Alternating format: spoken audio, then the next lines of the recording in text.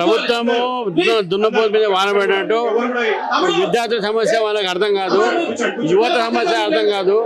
ఓట్ల కోసం మాత్రం యువ గ్యారంటీ, యూత్ డిక్లరేషన్ చెప్పడం జరిగింది. ఏ ఒక్క వాగ్దానం కూడా పూర్తి చేయలేదు ప్రభుత్వం. 2 రోజులు దీనికి స్పందించకుండా వాళ్ళ మంత్రులు స్పందించారు.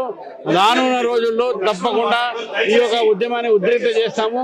మేము అసెంబ్లీ కూడా ముట్టడి చేస్తాము, ప్రభుత్వం మెడలు ఉంచుతాము.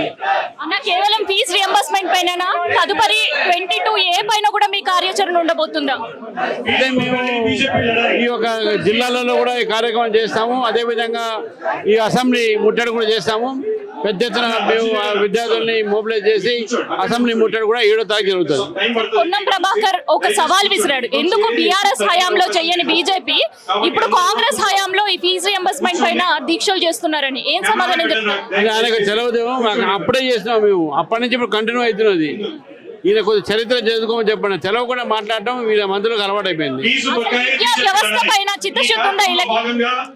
అస్సలు లేదు. అందుకే విద్యామంత్రి లేడు, ముఖ్యమంత్రి విద్యామంత్రి కాబట్టి వారి ఈరోజు ఈ యొక్క విద్యా వ్యవస్థ బస్సు పట్టించారు.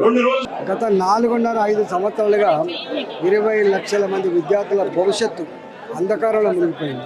ఫస్ట్ ఇయర్ కంప్లీట్ అయినటువంటి వాళ్ళకు సెకండ్ ఇయర్లో పోవాలన్నా, సెకండ్ ఇయర్ నుంచి థర్డ్ ఇయర్ పోవాలన్నా, ఇంజనీరింగ్ కోర్సులో లేదా బీఫార్మసీ కోర్సులో కంప్లీట్ చేసిన వాళ్ళు సర్టిఫికేట్ తీసుకుని ఉద్యోగాలు పోవాలన్నా కూడా సర్టిఫికేట్ రాని పరిస్థితి ఉంది.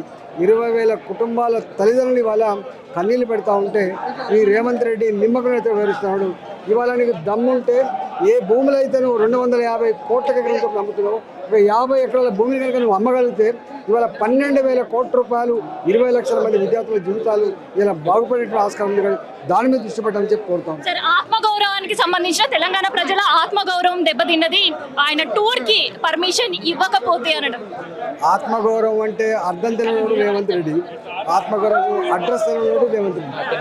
ఖచ్చితంగా రేపటి నుంచి దాదాపు మేము నెల రోజుల నుంచి 22A మీద అనేకమైనటువంటి అంశాలు లేవనెత్తి ఈ తెలంగాణ రాష్ట్రం ఏ రకంగా వేల కోట్ల రూపాయల ఆస్తిని, ప్రభుత్వ ఆస్తిని కాజేస్తూ ఉన్నారు, అది మరి ప్రజల దృష్టికి తీసుకొచ్చాం. రేపటి నుంచి అంశం మీద మేము ఖచ్చితంగా పోరాటం చేయడమే కాదు, మేము ఒక షెడ్యూల్ చేయబోతూ ఉన్నాం. 5, 6 తారీఖు రోజు మరి తెలంగాణ రాష్ట్ర రైతాంగ తరఫున తెలంగాణ రాష్ట్ర ప్రజల కోసం మేము 2 రోజుల పాటు నిరాహార దీక్ష చేస్తూ దాంట్లో యావత్ ఎమ్మెల్యేలు, ఎమ్మెల్సీలు, మా పార్లమెంట్ సభ్యులు కూడా దాంట్లో పాల్గొంటారు. అంతేకాకుండా మేము ఈ అంశం మీద ఒకవైపు విద్యార్థులకు ఇవ్వాల్సిన ఫీ రియంబర్స్మెంట్ అంశం అయితేనేమి, 22 ద్వారా జరిగినటువంటి అవకతవకలు అయితేనేమి, భారతీయులు జరిగినటువంటి అవకతవకల మీద మేము ఖచ్చితంగా అసెంబ్లీ ముట్టడికి కూడా మేము ప్లాన్ చేస్తాం. నిన్న ఫీజు రియంబర్స్మెంట్ చాలా సీరియస్ ఇష్యూ, కానీ నిన్న ముఖ్యమంత్రి ఒక ప్రెస్ మీట్ పెట్టిన సందర్భంలో దాని గురించి అసలు ఊసేలేదు. కేవలం వీసా రిజెక్ట్ చేయడానికి కారణం తెలంగాణ ఆత్మగౌరవాన్ని దెబ్బతీసింది బీజేపీ అని. ఈరోజు ప్రజలకు సమస్యలను ఆయన గాలికి వదిలేసిండు. ఈరోజు గవర్నెన్స్ని గాలికి వదిలేసిండు. తెలంగాణ రాష్ట్రంలో ఆయన గెలిచింది కేవలం రియల్ ఎస్టేట్ కోసము, ఆస్తులు అమ్ముకోవడం కోసము, ఈ తెలంగాణ రాష్ట్ర ప్రభుత్వ భూములు కాజేయడం కోసమే ఆయన ముఖ్యమంత్రి అయినట్టుగా మరి భావిస్తూ ఉన్నాడు తప్ప ఏ ఒక్క సమస్యను కూడా ఈరోజు వారి దృష్టికి వచ్చినా దాని మీద మరి ప్రజల్లో పెద్ద తీవ్రమైనటువంటి వ్యతిరేకత వచ్చినా దాని మీద మాట్లాడినటువంటి రేవంత్ రెడ్డి దీనికి ప్రజలే బుద్ధి చెప్తారని తెలియజేస్తాను. కాంగ్రెస్లో లుకలుకలు, సో బీసీ మంత్రిని టార్గెట్ చేస్తున్నారని కూడా వినిపిస్తుంది. అసలు ఏం జరుగుతుంది కాంగ్రెస్ మంత్రుల్లో? కాంగ్రెస్ అంటేనే లుకలుకలు, కాంగ్రెస్ అంటేనే మరి డిఫరెన్స్ ఆఫ్ ఒపీనియన్, కాంగ్రెస్ అంటేనే విభేదాలు, గ్రూపులు, రాజకీయాలు.